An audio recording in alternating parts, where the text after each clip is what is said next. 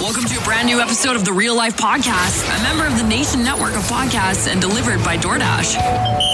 Welcome to Real Life, everyone. What is going on right now? I think that I'm in love with Matthew Kachuk. Are you guys all drunk? What is going on right now is that not a lot of people showed up for the podcast today. Welcome to episode 371 of the Real Life Podcast presented by the HGA Group, who we love very much. A little light. Liam, hello. It happens. I'm back. Liam's back. We needed somebody. Yeah. MJ. We need a third leg of the tripod. Whoa. Or as Liam said earlier, a BLT sandwich. Well, let's talk about that. Mm-hmm. Let's do it. Let's workshop it. I don't even like BLTs, to be honest. Not a big tomato guy. Not a big what guy? Some tomato. Thank you. I prefer the English pronunciation. This is a Western tomato. Tomato. Mm-hmm. The interesting thing about that though would be there's no way you say potato. It's the same word structure, you know? I never understood it. That's a good point, actually. Potato, tomato. Yeah. So let's talk about it. BLT. What's the idea? Baggedmilk, Liam, Tyler show. The idea was we would start a betting show together. Yeah. Well, we've been talking about doing a betting show for a while. Yeah. It's just the stars have to align. Well, we just have to actually carve out some time. It's not like we don't have the ability and the technology. Where would we ever find the equipment? Yeah. Especially if I have it all in my house. I would have to restructure my deal. Yeah, restructure your deal. Is that the biggest asshole thing I've ever said? Oh, yeah. Wanye's here. Let's let him in. Restructure your deal. No. How's that? Yeah, that's a fair answer to what I just said. He said no. That's the answer to that. Wanye, can you hear us? Nope. Okay. Good chat. Podcast off to a flying start, and there's Guerrero with a deep drive to right. Oh, that doesn't get me my bet though. Oh, he dropped it. He dropped it. Does that count? That might not be an error. So things that are going on. Oh, there's a lot of people in the waiting room. Who's all in? Okay. Hit admit that one too. Who's that? We have multiple Wanyes. Oh. All right. Hey, there we go. There's new Wanye. And a new Wanye, and he got a haircut. A fresh cut. Hello, everybody. We are recording already, so we're just rolling. It's a very real lifey episode of Real Life. Good thing I didn't come on here and just start telling you my social insurance number right off the hop. I was hoping you would. Which happens more often. I'd be red-faced. That's a double. Baggedmilk and I watching the Blue Jays game because I have an episode of Blue Jays Nation Radio to record right after this. So I need to be in tune with what the Bluebirds are doing. Am I sitting in on that? Well, there's a few questions spring to mind. Sorry to interrupt your Baggedmilk, but I'm livid about this topic. You see, it's the hot button issue. Mm-hmm. Why are you tweeting each other at like 9 a.m. saying you're going to work to watch baseball? Why is baseball on at 9 a.m? So I walked in the office. Tyler's like, hey, the Jays game starts at 11:30. I'm going to go down to the office early. And I was like, okay, I'll come watch the baseball game with you. But then as I got here, I was trying to figure out the fucking economics of Major League Baseball, where you can have a game at 11:30 on a Thursday. And I don't know how many people are at Fenway Park right now, but it's way more than zero. That's for sure. It's crazy. Like, why don't you just have it at night? I don't understand. I don't get it either. Because the Jays, like for the Jays, they only get 1 day off in the next 21 days. They play 20 of the next 21 days. So tonight they need to be on a plane to fly to the next city. So they play a bunch of matinees in the middle of the week so you can have a travel day. Why don't they just give these fucking guys one day off? Other leagues do it. They're not playing at bloody noon. There's like 7 games going on right now. It's crazy. It's very difficult for my fantasy team. Mm-hmm. It's very hard to keep track. Hello. I am also here. Yeah. We also walked through the correct pronunciations of tomato, potato. Potato. Yeah. Mm-hmm. Well, this is crazy. I couldn't why did the Zoom say 1:30 on it? Let's bring everybody into our administrative snafus. The invite says 1:30 and it has names of people I've never met. So we're going to be joined at 1:30 by Ben Hebert, our boy Benny Hebes, and Marc Kennedy, who have teamed up with Brendan Botcher to create the, what'd you call it, Liam? A super team? The dream team. The dream team in the world of curling. So we're going to chat with them about the formation of the dream team. And that's all brought to you by our friends at PointsBet Canada, live in Ontario. So that's why the Zoom invite said 1:30, because I didn't want our guests to be confused. I said in our group chat earlier, I said, we good for 1 today. I realized, though, where my mistake was made. Details. Mm-hmm. You know? I also know that Jay said he wanted to hop in. Yeah, because he wanted to talk about the vibe at Rogers Place last night. It was awesome. Were you there? I was there. I was row 10. It was awesome. I've never been which zone? Which attacking zone? Oilers second period. So I got the second period, which got a Hyman goal right in front of you. Hyman goal right there. What was it like at Rogers last night? It was really good. There was a girl next to me, and it was an experience, to say the least. She was really feeling it last night, and she was like, last Thursday of the week celebration. Yep. So the third period, interesting. She was like getting snacks the entire game. Every time she came back to her seat, she had something new. She bought a foam finger. Oh, nice. Yeah. A t-shirt. Got it. She had what are those soda ice cream things? A Frosty, is that what it's called? No, a float. A floaty. She had a float. Just a float. Just a float. Hold on. They're selling floats at games? Yeah. I guess so. Wow. It must have been I haven't been to Rogers I haven't been to Rogers Place in so long. They've now got a float game I was unaware of. And it's like separate stands that sell only the float, and they look like old parlors. Cool. What? Yep. Wanye, we're missing out. Mustaches on the baristas? Mm-hmm. Anyways. And I went to a game last. They were selling Zimas. You know what those are? No. Last time I went to a game, I got a Zune as I walked in. Zune. Last time I was there, they tried to sell me a Zima, and I was like, "Whoa, easy, Zima, huh? I'll have a Crystal Pepsi, please." Delish. And they supplied it, which was quite in vogue at the time. Back to the game. So in the third period, I think the vibe that Jay was talking about was people would continue. Well, the DJ would play a song, and then people would continue to sing the song. Oh, I like that. Yeah. And this girl next to me, I don't even think she had one alcoholic beverage. She was just having the time of her life. High on life. High on foam finger. The excitement of a new foam finger. She would put her head right back on the chair. You can't even describe this without laughing. Her hair like dangling back over the seat, and just would sing the song at the top of her lungs with her eyes closed. And I was like, well, why didn't you video this? It's not like you can make something go viral in a snap of a finger. Couldn't do it. I could barely look without laughing. I couldn't believe what was going on. And she was for an entire game. There was one point. Hey guys, it's me, Liam. I'm on an Oilers podcast, sort of. I'm on an Oilers podcast, and I saw the funniest thing in an Oilers game. Hey, Liam, did you record it? I can describe it. I live in the moment. I don't live online. I live in... What? Yes, you do. You live in line with us. We all live together. I live in the moment. I was tweeting every bet I made. Now talking about this. What was her? What was the best song that she was singing? You know, Sweet Caroline, maybe? I heard that one in the third period. Bon Jovi. What? Living on a Prayer. Oh, Living on a Prayer. It wasn't Living on a Prayer. And it was just 80s white people anthem night, hey? It was. Hey Baby. So that goes along with that one. But then the song finished, and she kept going. Mm-hmm. But it did kick off Sweet Caroline. That's what really got everyone going. Yeah. You could tell on TV, like it was audibly loud for like, I'll say 20 seconds after the song ended. Yeah, like 3 or 4 songs in a row. Whoever the DJ was that night was really... That makes me happy. Crowd. Yeah. I like when there's a vibe at Rogers Place because often it's way too quiet in there. There was one kid who took his shirt off, must have been like 8, and was waving it around. Yeah, that's the move. On the Jumbotron. It was... You give her, son. But when I do it, I get asked to leave, you know? Yeah. Oh, sure. That kid can do it, but I cartwheel down one aisle. Yeah. I throw my pants on the ice one time. What do you think it would happen if you like took a photo of Hunter and you went to like a mascot design company and you said, I want a Mission Impossible level of detail replica of Hunter. Yeah. And they're like, all right, are you going to make money with this? And you're like, no. And they're like, okay. I'm like, I'm a huge fan of Hunter.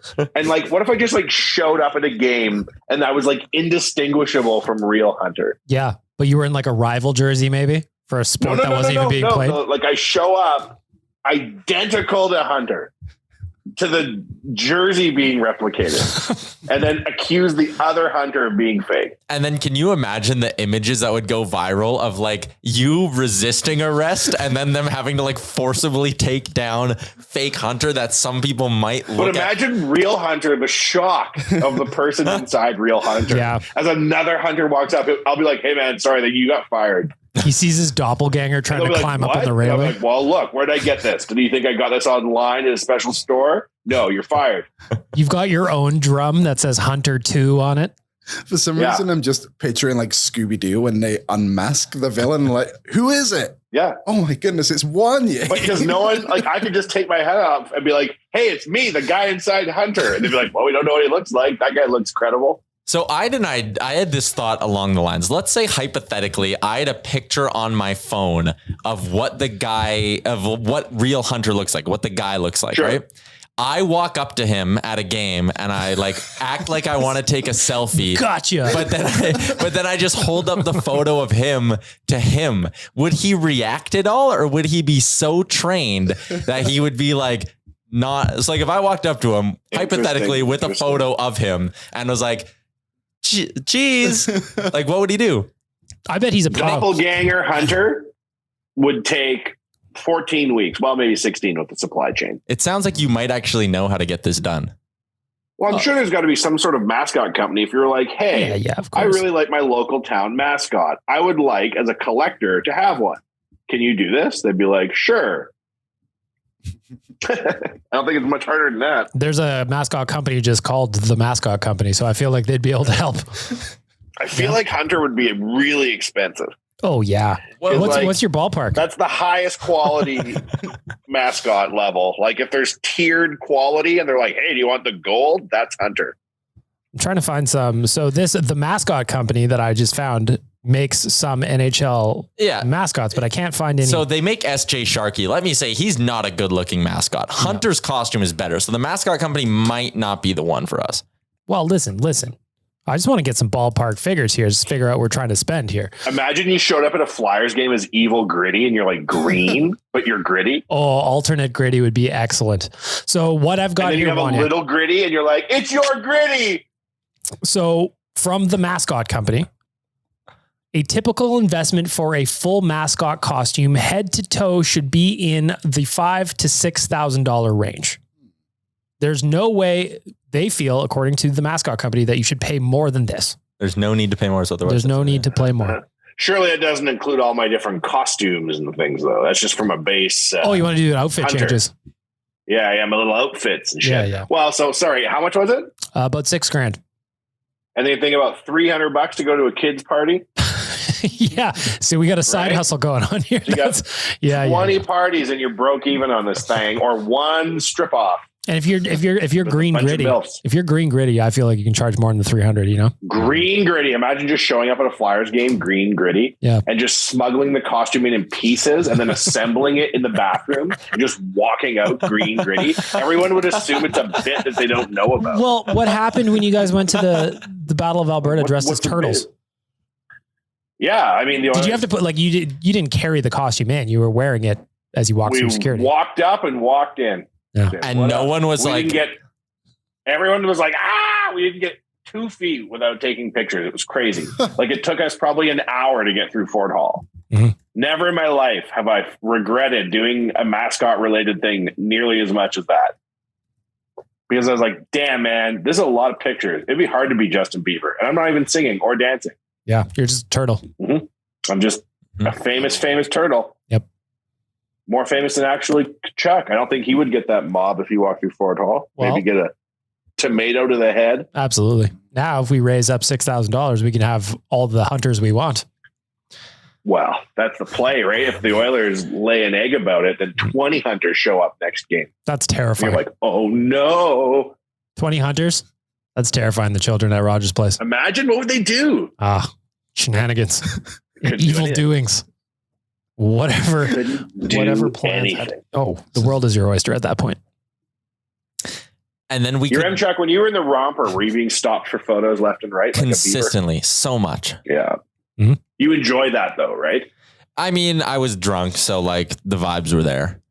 You've got a celebrity smile. I respect it. No, so the thing is, and this is what my family always jokes about, is I don't smile with my teeth when I'm sober. I just do kind of like a smirky grin. But when I'm drunk, I'm like a mouth open smiler. That's great though. You look like a legitimate media guy. Like you look like somebody people would stop for photos. But straight up, if you just go to my Instagram, you can tell how drunk I am in any given photo based on how large my smile is and how. So like this one for Amber's birthday. Shit-faced at a wedding, big smile. Yep. Sober at an Oilers game, nice little smile. Mountains, nice little smile. Drunk, huge smile. Romper, massive smile. You know? Sometimes you got to, I feel it. That's life, though. You know. Yep. I feel like I'm a vibe. That's such a good quote. Yeah. It's anything that is a vibe is the Tyler Yaremchuk. I suppose. So these cats coming to the show are curler extraordinaires. Yeah, they're like They're coming up with the super team. Is that what Liam The is? dream team. Yeah. And not your Philadelphia Eagles dream team, but like your MJ. I don't get the reference. Explain. Well, I don't remember what year it was, but Philadelphia, do you remember that, Tyler? They like got all these guys and they were going to be the dream team. And then they had like 6 wins in a season. Was that was that when they got Vic or was that before that? I think it was the first year they got Vic, and then they were horrendous. But then MJ, we all know the story. 2 MJ references on this podcast so far. And that would be MJ. Michael Jordan. Michael Jackson? Michael Jackson. You need to be more specific. Jackson 5 reunited. That was at the dream. No, team. not Michael Jackson. Mitch Jenkins. Are you even listening? Are you even listening to this story? Montel Jordan is the only MJ I will acknowledge. Montel Jordan. But yeah, this curling team, pretty good. Pretty good. Ben Hebert. He's Benny been on the Heaps. show before. Yeah. So He's, break it down for me, like bio style, so that everybody listening knows too. When they We've roll had him in, on the like, show already. Yeah. So Hebert's an Olympic gold medalist. Damn. Was in the Briar last time, and he's won the Briar a few times. Then you have Gallant. He's won the Briar. He's won the Briar. He was a first with Cooey. Mm-hmm. And then you have Gallant. I can't remember his first name. Cameron? Brent. That sounds right. We should probably, I guess he's not. You know what I'm going to do? I'm going to check Check it up. Well, he just won the Briar with Brad Gushu, which is, so the craziest thing about that one is they only had 3 guys for the entire knockout elimination round because their third, Nichols, had COVID. So they can only play with Ernie Nichols? Yes. Yes. They could only play with 3 players and they won the Briar, which is nuts. And What? Yeah. Down a man? Down a man, they won the Briar. So Gallant was throwing second and third, whilst also sweeping for the first and the skip. Crazy. Has this ever happened in the history of everything I don't think before? a Briar has ever been won by 3, but I don't know. I'm a recent curling Isn't there an fan. alternate?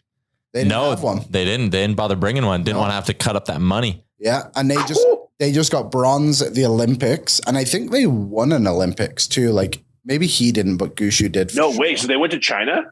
They went to China and they finished 3rd. So he's an Olympic bronze boy. medalist. Mark Kennedy's won the Briar multiple times with Alberta. I'm really excited to be on this podcast today, boys. I'm not going to lie to you. Normally, not so much. I think he's a gold medalist too, with Kevin Martin. Yeah. Yeah. So What was funny about that? I don't know. I just like how Liam embraces curling, you know? it's the best. Like you drove down to Lethbridge to go to the I Briar. went for 1 day to the Briar. You drove 12 hours round trip, Yep. 13 hours round To trip. see them win with 3 players? I actually didn't go to the final. Did you cry? But I went to the 3rd place. I watched Boccia, whose team they're now on, lose to Gushu's team, who Gallant is now with.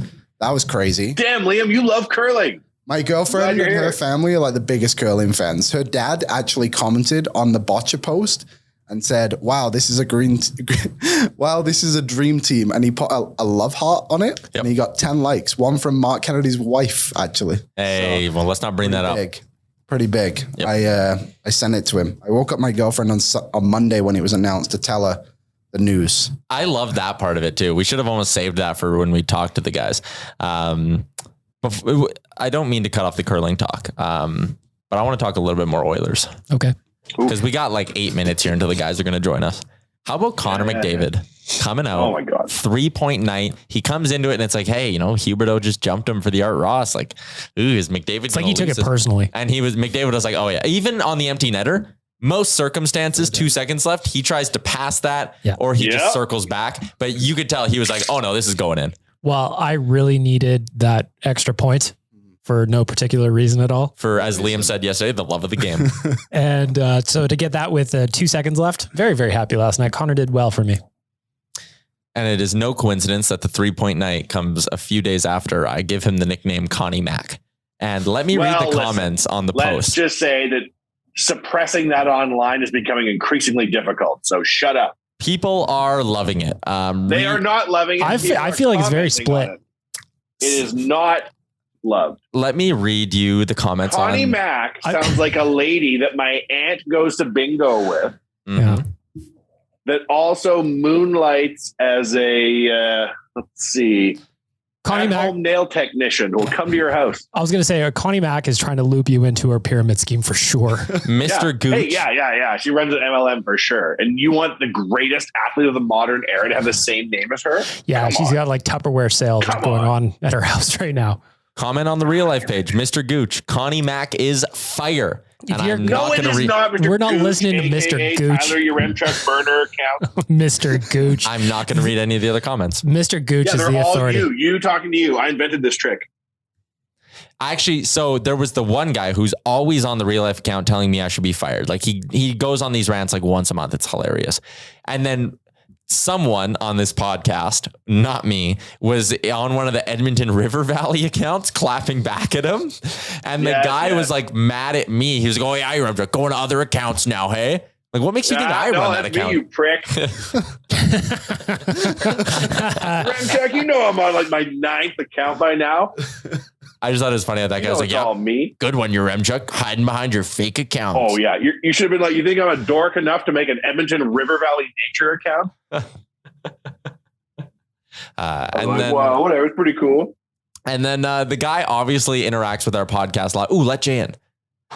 He interacts with our podcast a lot, so I decided to follow him. And then he just DM'd and he was like, "Why the fuck are you trying to follow me?" Oh my God. Sorry. Because you're nice? Who is this guy? This guy. Imagine one day your Remchuck, someone reveals to you that like the top 10 people you think you're talking to online, none of them are real. And they're all you. It's just all catfish. Well. Jay, you here? Go to the little window where this great podcasting. Yeah, go like participants down at the bottom. I don't. So now I'm going through the comments on the Nation Real Life account. And people love the nickname Connie Mack. They're all in on it. If by love you mean everyone specifically hates it. Really? I didn't Everyone get that vibe. hates it.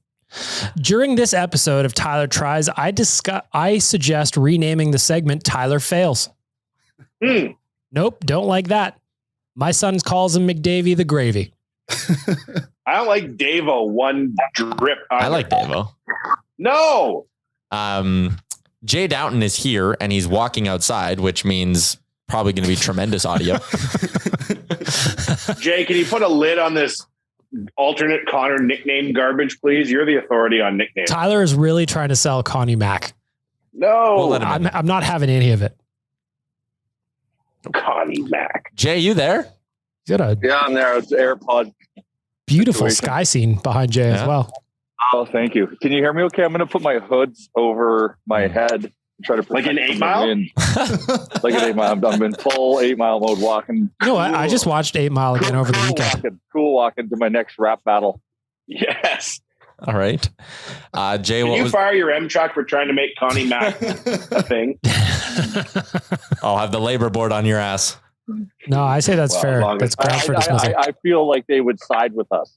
Yeah, they'd be like, "We're doing Connor McDavid, a Canadian icon, a huge help." Yeah, like they rule against atrocities, which you are trying to commit here. Yeah. When people are saying it on Twitter, I'm specifically yelling at them and saying, "Shut up! Yeah. Don't say that name." Yep. Like I like the West Side Story that's forming in the debate, but it's terrible I don't like it at all. at the same time. Jay. Davo's terrible too, right, Jay? Davo? That's what the players call him, I think, right? So it's like, Jay, we have 2 minutes until Ben Hebert and Marc Kennedy are going to join the show. Your audio isn't great, but I'll deal with it for now. Can you give us your rant on the vibes at Rogers Place last night? well, I'll try to see if I can rant about it, but it was interesting. Obviously, there was a lot of energy in the building because Clinchmas is upon us. So I think that kind of added to it. But what was happening that was so interesting in the third period? Now, I haven't been to a game in maybe 3 weeks. So I don't know if this is something was new to last night or that's been happening for the last little bit. Like, first of all, we're getting waves going in the first period. So people are coming to have a good time, which is always good to see. I mean, the vibes are good. I love a good wave. I love a good vibe. Yeah, exactly. So what was happening that was neat in the third is they started playing like classics, like Sweet Caroline, Hey Baby, John Bon Jovi, Living on a Prayer. And so what would happen is they'd play it for the little bit, and then the puck would drop, and then the fans would continue singing it. And I'm like, is it like, which is interesting because like a lot of, not a lot, but there's a few teams that have got songs where they start it and then the fans will sing it for a part of a period. Like we need a thing so badly that we do a game. So, it's like by 50-50. It's like at Colorado. It's like at Colorado games when they do all the small things and the crowd basically finishes it. I love that. Yeah, and so that happened like 3 different times with 3 different songs, and it was natural. Like it wasn't. They weren't trying to like tee it up where they just started and stopped and let it. Like they just did it during the break and play or in between whistles, and then the fans just started going with it. And I'm like, this is like this to me. I think this was extremely organic. So. For something like, and that's where this shit has to come from, right? You can't force this stuff. So the fact that it was naturally happening, I was getting so excited. Mm-hmm. So I'm hoping this is something that can continue. The other thing that was super cool about last night is Smitty's two goal shot. That was so good. Oh, it was so good. But like standing out, everyone just started standing and giving him a standing ovation. Like we don't do standing ovations ever. No, we don't. And yeah, I love that Smitty went for it too. Like when you're hot, you're hot. Let her go. Let her buck. I loved it. I so desperately wanted to see it. They knocked both down. Like, what are the odds? He had to get more height on them though. I know. Well, the first one, I'm like, okay, I got it. Because it was like, he shot it in the direction of a guy. The other time, the guy was doing a flyby and like intercepted it. I'm like, oh, fuck, the luck on that one. Jay, I love you. But your audio sounds like what chewing on gravel feels like. Oh, okay. Is that better now? Strangely, yes. Should we get to our interview here? I took my hood off. I thought if I put my hood on, I would be able to like be better sounding and blocking out the wind, but the wind isn't that bad. So I'm sans hood. All right, let's bring in our friends here. Always a pleasure to be joined on the Real Life Podcast by our boy Ben Hebert, Benny Hebes, and he brought a friend with him today, Marc Kennedy. Marc, welcome to the Real Life Podcast. Hello. Hey guys, thanks for having me. An old friend. We used to be friends, then we were enemies for 4 years. Now we're back. Now we're friends again. Yeah. That also is how you could describe the relationships on this podcast, so it makes a ton of sense. Okay, let's the news that. Like Liam, I like your story on this. Whoa, Ben, do you also just declare yourself being a vibe? Being a what? A vibe. A vibe. I'm definitely a vibe, boys. I'm a good vibe. A bouncer in Nashville told Yaremchuk he couldn't go into a bar because he was unironically wearing a romper out. And he goes, "You can't come in this bar dressed like this." No. And Yaremchuk looked him dead in the eye and goes, "I'm a vibe." No, hold up. Hold up. Accurate account. No. That story has been corroborated by multiple witnesses. That is such bullshit. Tell me what parts are lies. The amount of vodka you must have had down the hatch to drop that line is next level. No one drops that at a bar in Nashville. No chance. No. Especially with a romper on. Yeah. We're visiting. We're guests. I am going to try to salvage my reputation here and give the actual story.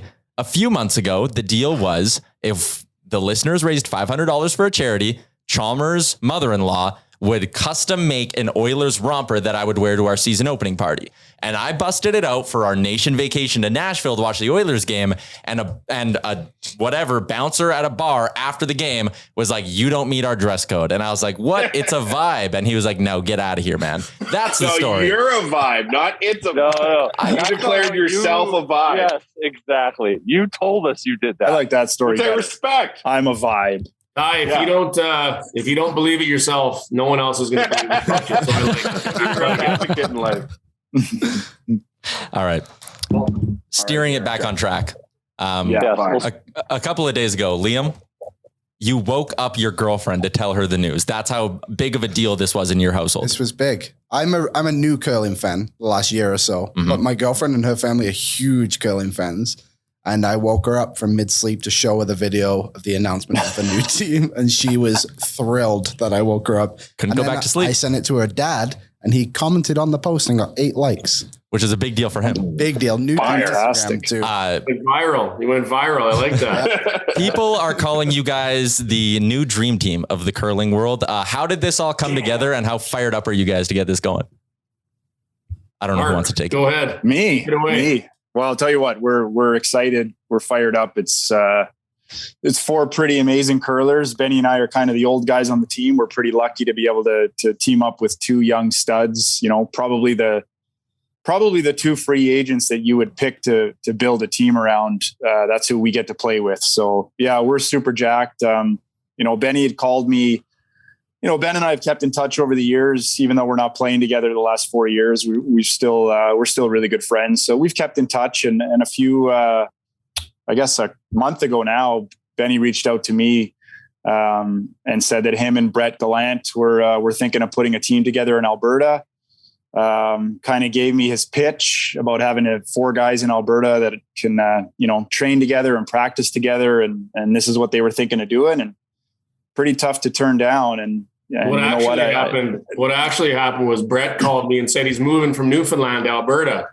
And he's like, Benny, we got a team up in the front end. And I'm like, well, there's no other guy I'd want besides him. He's a freak, right? Monster sweeper, probably the best second in the world. He's 30.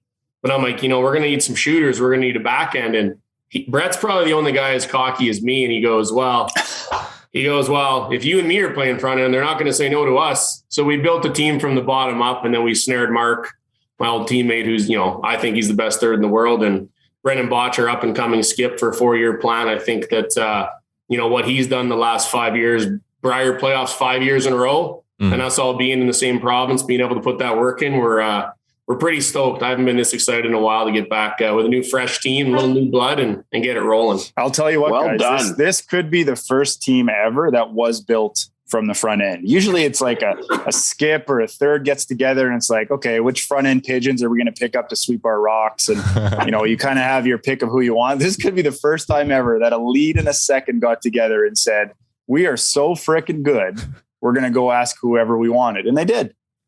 It's amazing. Worked out. It worked. It really is. This was also like an insane off season in the curling world. Like, it felt like there was that stretch there for whatever it was, 2 weeks, where there was just news that this team is splitting up and this person's going there, men's and women's side. And I think that's like good for the sport. Like, I was glued to curling Twitter, whether it's Devin Aru or Vic Router, and what they were breaking with this. What were your guys' thoughts on kind of how the last few months in the curling world have kind of broken down? Well, we kind of knew a little bit just from knowing the players and the teams. We knew there was going to be a big shuffle on the table. I don't know if we knew as players, how big it was going to be, but the landscape of the curling is changing. The Olympics is a big thing. European teams are kicking our ass. So we kind of got to regroup here in Canada. And I was saying to Marc, when we tried to build this team, I know when I played with Kevin Martin out of Edmonton and even Kevin Cooey out of Calgary here, we were just trying to build the best team in Alberta, which kind of by default made you one of the best teams in Canada. And if you're the best team in Canada, you were the best team in the world. That's not the case anymore. If we're really trying to win gold medals and get to the top of the podium, Olympics, Worlds, you got to try to build the best team in the world, because what these companies are doing, or these teams are doing overseas, it's just too much to handle over here if we're going to be grabbing guys from all over the country and not putting the time in like they are. So that's kind of how our team formed. And I think we weren't the only one. I think there's a lot of teams on the women's side that did the same thing. The Hasselberg and Pets, the teams from Switzerland, Sweden, Eve Muirhead in Scotland, they're dominating the women's game as well. So some really good women's teams stacked up. And here's the thing, even as a curler, I'm pumped. Obviously, I'm intrigued, obviously, to see how we're going to do in other teams, but I'm a fan of the game. Like, I can't wait to watch the women's and see what happens there. And when we're not playing, watch the other men's team and kind of see who gels and who doesn't, because the first year, it's a feeling out process. You could come out flying. I remember our first year with Kevin Martin, we won like our first 40 games in a row. It was gross.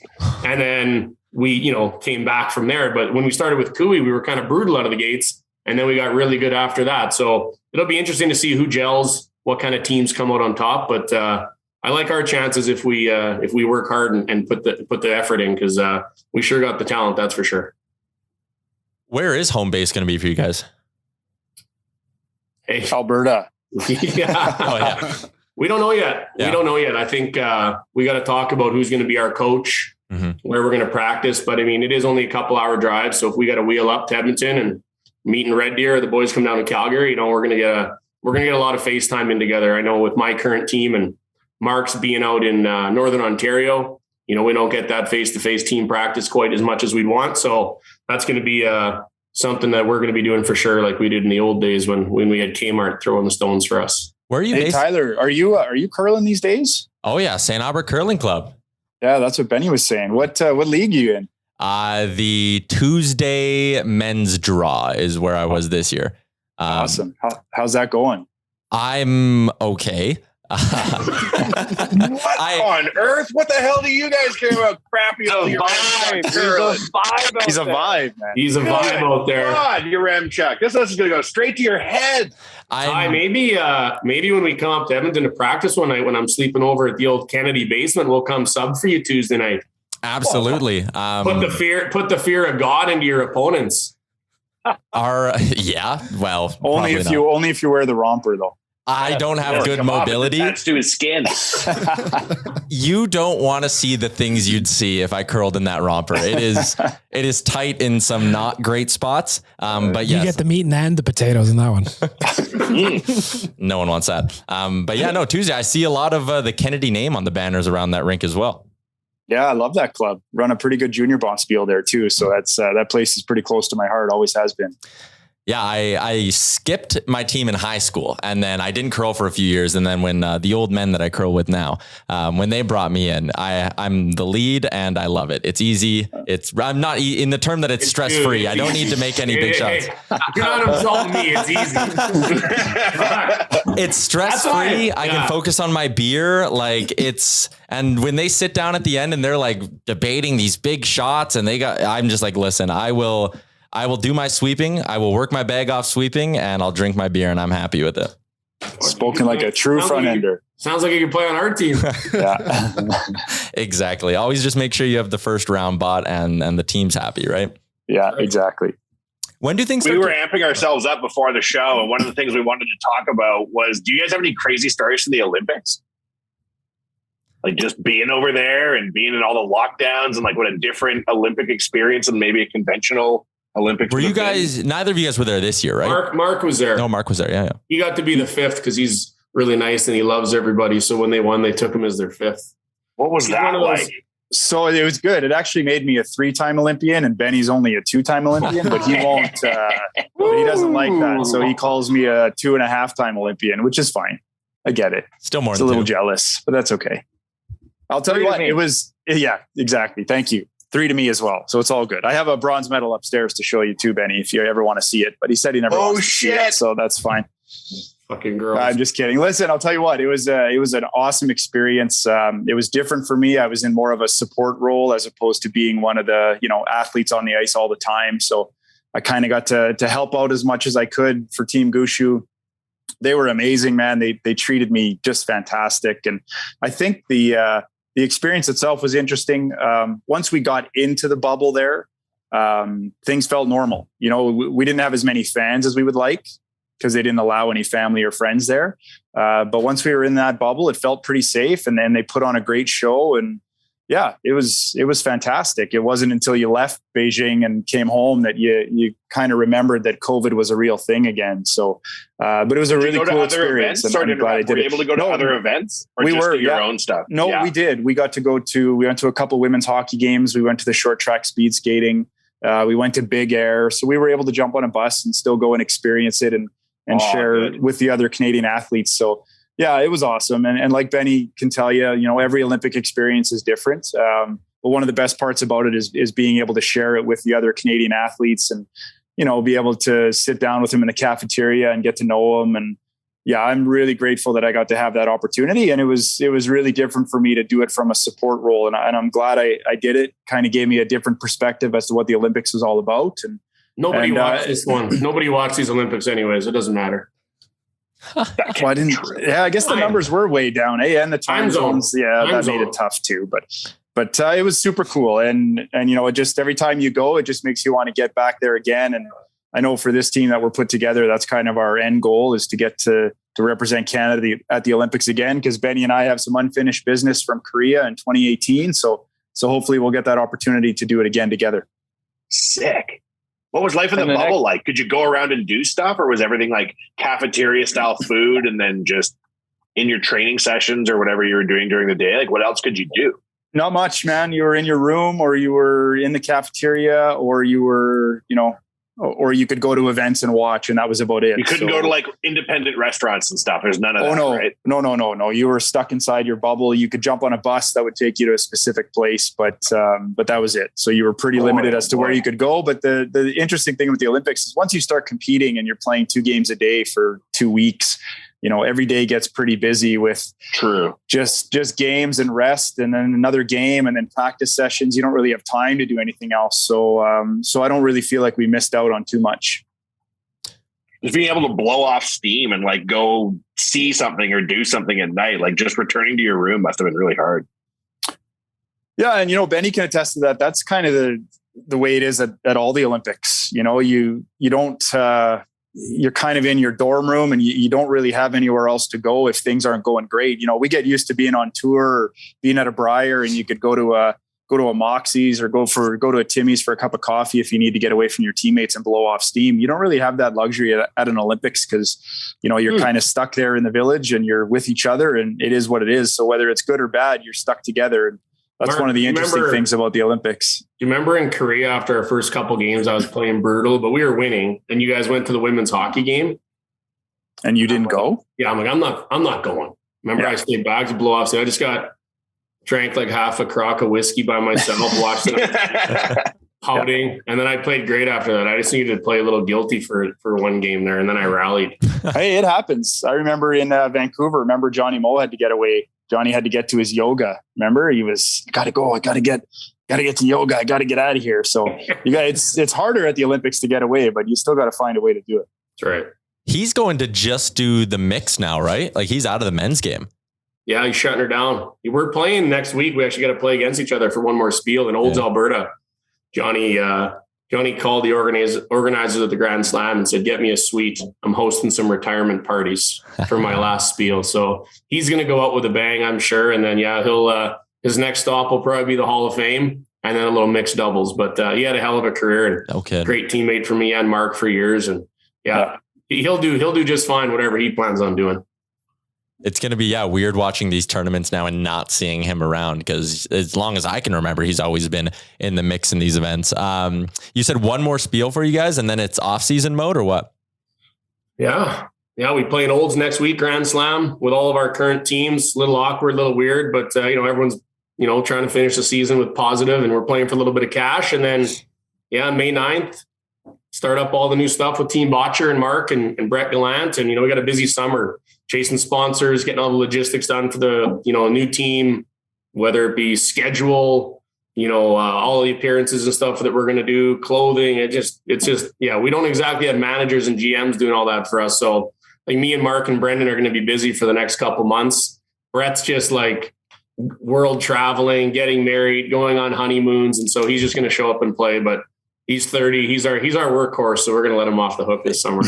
When you guys put together a team like this, do you assign roles in any way like that? Like, hey, like you're going to be kind of overlooking this, or is that just something that is inherently left to the vets on the team? Like, how does that all get assigned and divvied out?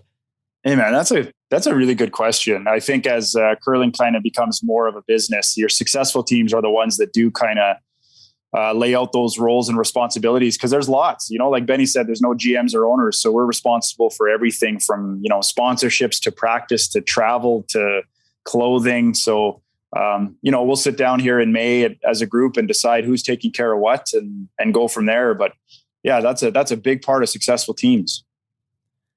Any chance you're getting Jules to coach? Hey, we had some great years with Jules, and I just got to spend the Olympics with him. We were in Vancouver together in 2010, and here we were in 2022 in Beijing together. And Jules is fantastic.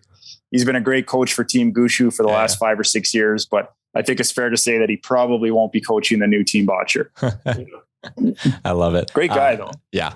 Yeah, whenever he comes on the TV, my dad always gets a kick out of him. He's got stories back from old curling clubs of my dad with Jules. They're good stories. Oh, like the 50s. Yeah. Oh, yeah. Yeah. Way back.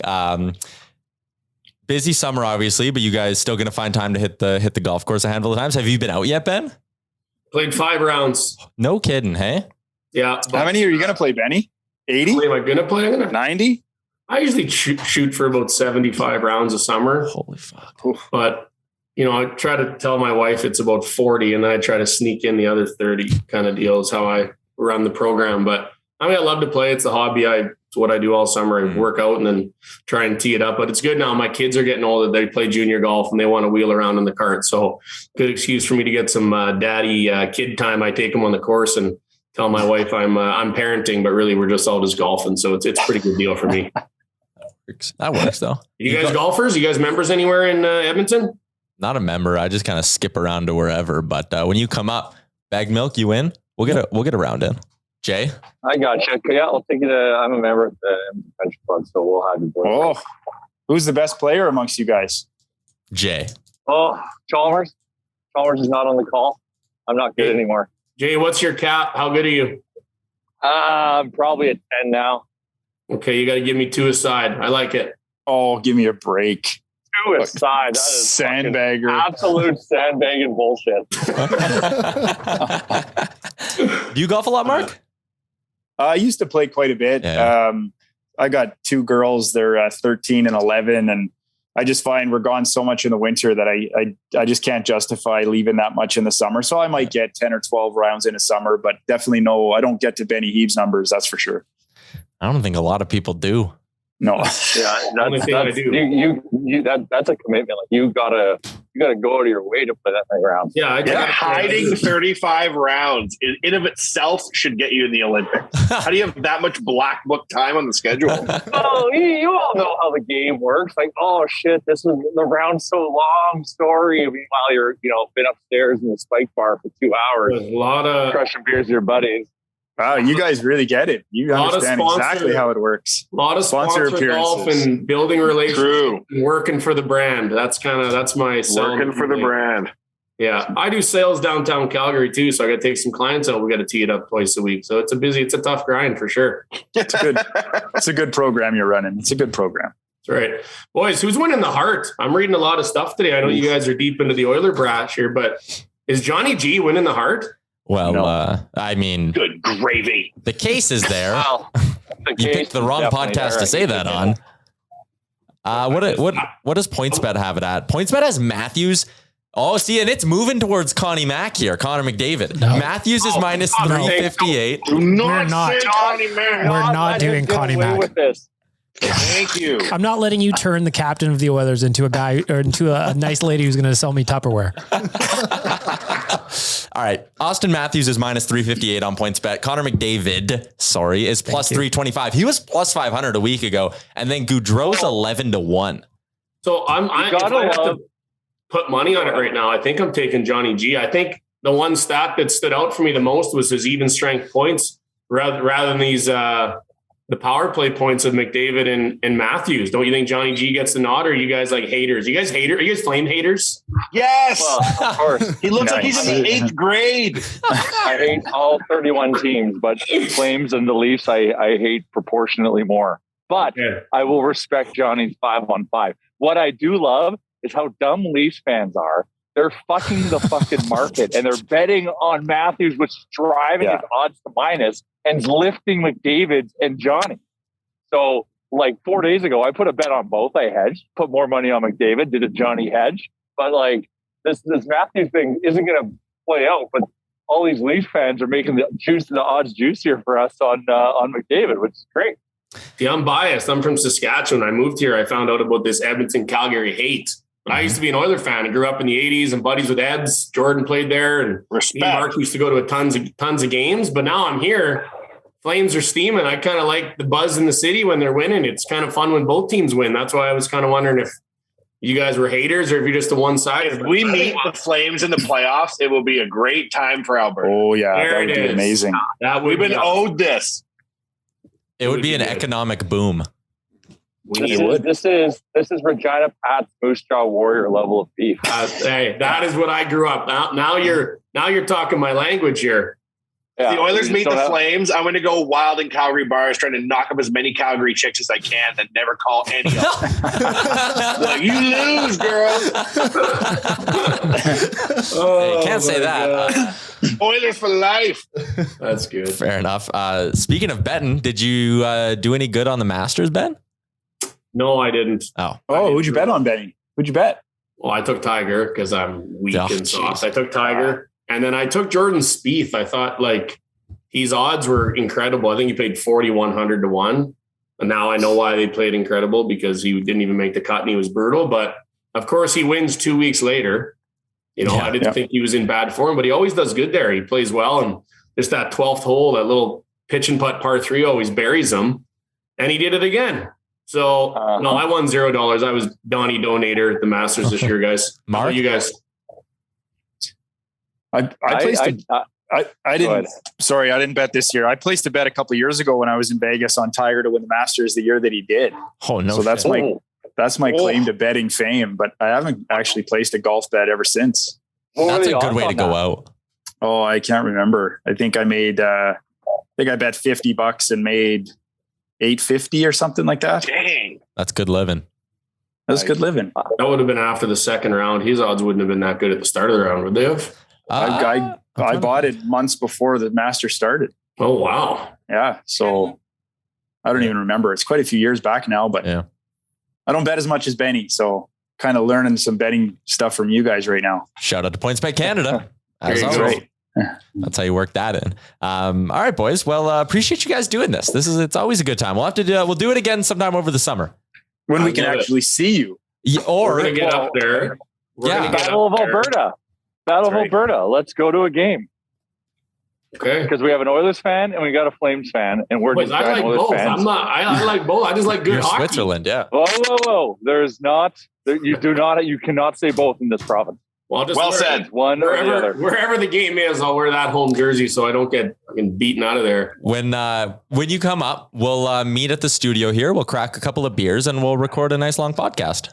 And then we're going to go to the Edmonton Golf and Country Club and we're going to video us taking Jay's money. I see nothing wrong with this plan. Sounds like And Ty's going to wear his romper, and he's going to be a vibe all day. He'll be setting the vibe. We'll just be Self-declared gravitating vibe. towards it. Yeah. I will be the vibe wave and you will all just be riding it. Yes. I love it, boys. All right. Thanks, guys. Have a good one. Talk Appreciate soon. it. See you guys. Thanks, fellas. See you, boys. Take care, guys. Bye-bye. That is good. They are good fun. That's good, dude. best curlers in the world asking you about your curling, your M-check. It's Well, I don't hilarious. know, boys. I'm trying, but some days I just want to watch Netflix. I like how both times we've had Ben on, I've accidentally taken shots at him being a lead. Like, oh yeah, lead's easy. Just sleep, throw these stress. And he's like, what the fuck? And I did it last time too, where I was like, oh yeah, the team I play with, they don't let me play anything other than lead because I suck. And Ben's like, oh yeah, I play lead. Oh shit. I always feel really bad. And then I text him and say, hey man, I'm sorry for saying that. Anyways. You're humble bragging about having his phone number. Jordan Everly. Yeah, that was a big flex from him. That was awesome. Hey, that was awesome. That's Okay, part of the interview. before we keep going here, got to give some love to DoorDash. Ding dong. Liam? You want me to do it? Yeah. Where's that button? Do we have the button? No, it's live, I'd like to hear it. live read. Yep. Ding Ooh, dong. live read. what again? Ding dong. Ding dong. No, not questioning at the end. Ding dong. Yes, yeah. Ding dong? Dude is a vibe. Ding dong is a vibe, Liam. Let's go. Ding dong. There you go. That's what we wanted. That was way different. Promo code Real Life DD gets you 25% off and no delivery fees on your first order. I enjoy Use it with Liam. Oodle Noodle. I Yeah. enjoy Liam. Thank you. You're That was the welcome, most toned down explanation of an Olympic village I've ever heard, by the way. How were the Olympics? Man, pretty good. Normally at the Olympics, they give away huge bowls of you-know-whats in common area. Mm-hmm. buddy. Mhm. And that wasn't even mentioned. No, just going in raw dog. You do not just go and hide in your rooms, maybe when you're playing, but when you're done, it's the end of the Bible. It's Revelations when you're done. Mm-hmm. It's the end of the Bible. Mm-hmm. Yeah, Makes man. sense. Didn't they The make part of the Bible that's in bold. cardboard beds a couple Olympics ago? So Oh, yeah. only one person could be on them. Yeah. That was something. Wanye, you should have seen Mark Kennedy's face when you said your line about what you're going to do to the people of Calgary. Mm-hmm. Yeah, Yeah. knock all the chicks up. He thoroughly enjoyed it.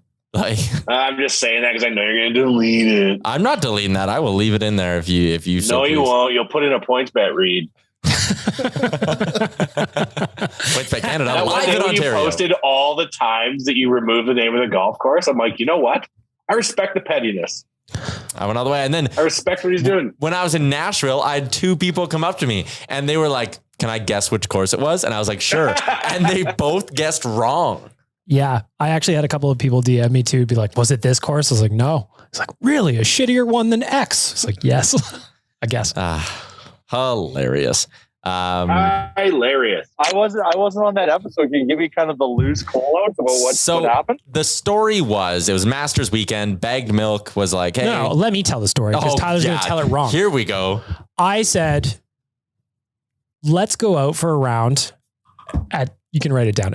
And Tyler said, I would not golf at that fucking course if you paid me $100. So I said, I would have to pay you $100 plus your round to come golf with me just because you don't like the course. And then it turned into a thing. Tyler is too bougie. Wanted all mentions of the course removed from the podcast. And I did exactly that. And we brought it up rapid fire for 14 times, minutes. I think. Tyler doesn't want you to know how much he dislikes. You went John Wick on it. Yep. You're just like redacting things like you're like the North Korean government. You're like, I'm leaving. No, snip, no, man. People listen to podcasts for the real talk. I individually cut every word you guys can say so that one day I'll just use AI to create new episodes of the podcast that go exactly how I want them to. As long as I still get paid for it, I'm good with that.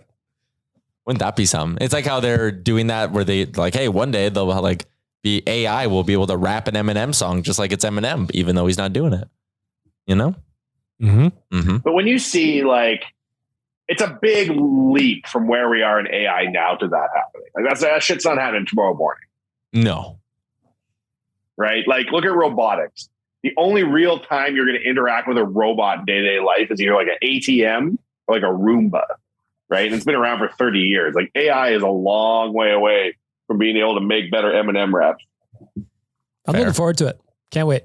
Believe that, your Chuck. As much as I'd love to replace you with a computer that also wears a romper and smiles heavily when drunk. Yep. It's We'll a just long way program it. off. You're Yep. in no danger, my friend. We'll just program it to smile with teeth all the time. Very cheery, your Chuck You'll robot. program the robot to always be drunk. And put the vibe mode on. Yeah. You know who's a vibe is our boy Ben Stelter. 7-0 in the Ben Stelter era. He's 7-0. Like, what on earth? Oilers need to make sure that Patrick Lalime in his rookie season. Your Chuck, you get that joke? Mm-hmm. I would like to see the Oilers rearrange their entire schedule to suit Ben's schedule to make sure that he is available to go. I think that's very And important. got to travel with the team. Yeah. Like the beauty is it's not just like I love that the Oilers, like what the Oilers are doing here. Like they're really embracing it. It's not just Ben's in the game. Like Ben's in the hallway, high-fiving them out on the ice. Like it's a real connected effort, and you just love to see it. And last night they showed Ben near the end of the game, part of the third period vibe I was tweeting about yesterday, and the whole barn just erupted. Yeah. It was fantastic. And then Zach Hyman post game shouted out Ben. That got the building going. His dad posted a very, very adorable / awesome video of Ben post game just saying, play La Bamba. I love it. Yeah. He knows. You know what worked me up, Jay, was the Odd Company hat Connor was wearing in the photos. Oh, it's great. I texted one of the owners. I was so jealous. We don't even have a brewery. I was like, those lucky bastards. I was so petty. Like your Chuck when we're mentioning golf course. I wonder if they ever got him with the super spicy jerky like they did to us that one day, Jay. That is a hell of a hat. Oh, that jerky was next level shit. Yeah. Nuclear. McDavid was, you're right, the Odd Company hat, and both of them just like hanging out with Ben. Unreal. I love it. Gangster. Ben rules. And Ben was roasting Ryder, apparently, which I respect too. Yeah. Saying, Ryder's like, oh, you think Connor hang out with me? And Ben's like, no, he hangs out with me. Thanks, Chief. And like knew that he was knocking Ryder. That's hilarious. Yeah. Yeah, he did doing stuff like this is not only good for the Bens of the world, bless their little hearts. It's good for the Oilers too. Well, I like to see the community and just the city rallying around it as well. I love it. Yeah, everyone gets it's great. I love it very much. there's something happening. The other thing I also noticed, and it with this team now and kind of where they're at, like this, I think like that, like going through the immense roller coaster and the insane lows that we had this season to now like where they're playing at right now, and we've got the Ben thing and the fans are all energized. I really feel like this team is now gelled as a unit. You can just see it, like post game when they get together in the scrum, they're all fucking around with each other, and they're all and they're all happy. Like there's something special happening here. I don't want to get too excited because I do that for a living already, but like I'm getting some feelings here. They look like they're having fun. Postseason. Well, exactly right, and they're playing for each other. And you're just, they themselves are a vibe right now, and they're all on the same frequency. Great. You see, your check, somebody else called them a vibe, so it's true. They didn't call themselves a vibe to a doorman. Magic number. Somebody else has to call you a vibe. And the magic number is only a 2. Who looks like a vibe on the team is Yamamoto. He's so funny on the ice. Yeah, he's got the floor. Loose. I like when he's barking pregame. I like that a lot. I like and Mike Smith meows. I like we're getting our things. We're getting our things. We're doing the things. Like all the teams, like the Caps and all, like they've got their like hallway rituals and stuff. Like we're getting all that shit. Before it was just everyone like pouty face walking on and off the ice, too cool for school. Now everyone's like fucking loosening up and having fun. Like I don't know, man. There's something happening this season. I like the 3 boys that Cody headbunk. Ceci and Cooper Marody drop a song together. We're going to the finals. I'll just say it. Yeah, I'd listen to that. I'd make it my ringtone. It could be our playoff song. Mm-hmm. Oh, I'm making mine. Wanye, did you listen to the German? I listened. It's awesome. And everything about it, I was like, the fact that this is actually like reasonably good quality. I thought it was going to be way worse. Like they clearly record music together. It's so fun. Yeah, they're a legit band. I thought it was just like 24th. We got together and made a song, but they're like a legit. One of the guys is in a band. He's been in a band for like 15 years. Yes. I very much enjoy it. It is exactly what you'd hope a German. When does that drop, Jay? Like hype song. April 24th. So so hopefully we can clinch, and then we'll drop it next week. Magic numbers at 2. Exactly. I like it too because we can remix it down the road and like pay homage to it, but tweak it kind of and stuff. Oh yeah. Everybody's going to be saying join the nation. I can tell you that much right now. Oh man.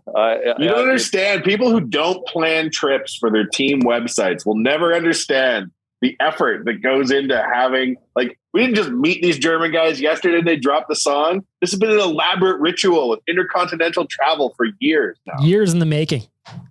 Yeah.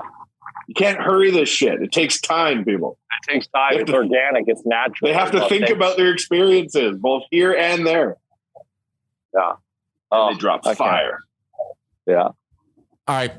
Let's wrap this bad boy up. Shout out to DoorDash. Shout out to PointsBet Canada as well. We're doing a neat little thing that will be announced in the next little bit here regarding the playoffs and our friends at PointsBet. So we got that coming. Shout out to the HGA group as well. Liam, you got that extra ready. Shout out to Ben Hebert and Marc Kennedy as well for joining us. I think we're gonna do some fun stuff with them going forward. This has been episode. Yeah. Oh yeah, Jay? Yes. Yeah. No, we should. We just should. We should just. Are they PointsBet guys?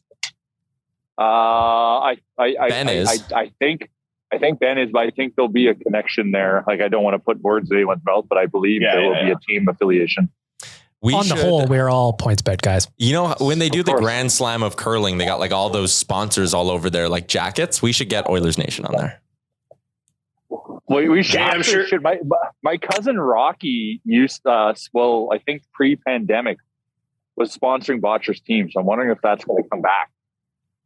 Get down to transport on their knees and maybe an Oilers Nation, cheeky Oilers Nation logo somewhere. That'd be cool. We didn't even get to ask him about winning the Brier down a guy. Neither of those two would have been on that team. Just the other guy they've picked up was. Hebert lost to that. Yeah, Hebert lost to that team. So good thing you didn't bring it up. Oh, shit. Good briefing, boys. Yeah. Good God. All right. That's good thing I told that funny story about knocking up all them Calgary chicks. Episode 371 of the Real Life Podcast. We are absolutely ending it on that note. Thanks for listening to another episode of the Real Life Podcast. Don't want to miss any of our nonsense? Hit the subscribe button and give us a follow on Twitter and Instagram.